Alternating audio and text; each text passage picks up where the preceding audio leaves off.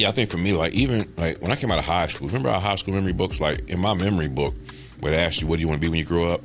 Like my answer was I wanted to be a multi-million-dollar business owner. That was in 12th grade, right? Now I'm still working on the multi-million part, but the business owner I've been for darn near, majority of my life.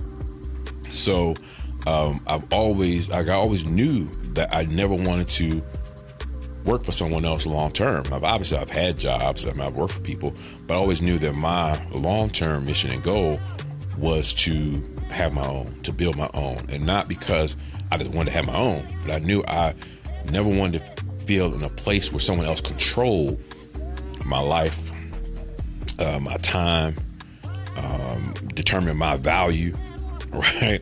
So I knew that at a young age. Like even back then I would see corporations laying off management.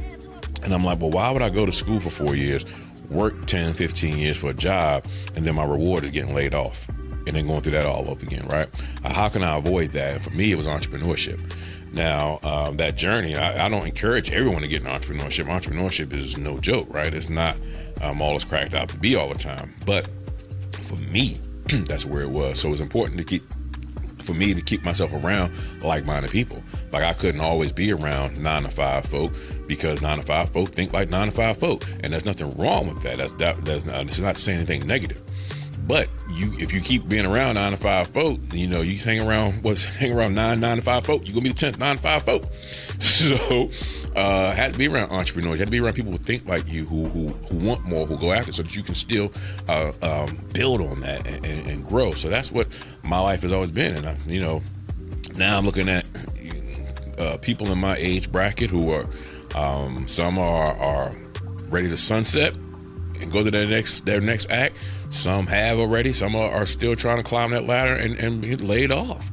And it's like, man, for me, it's a lot of things I don't have that some people my age have. But the one thing I do have is peace. Like I have that peace inside of me and a joy that I wake up and know I can go out here and create whenever I want to create. I can go out here and I dictate my life. I dictate my time. I dictate what I do and who I serve each day. And that's priceless.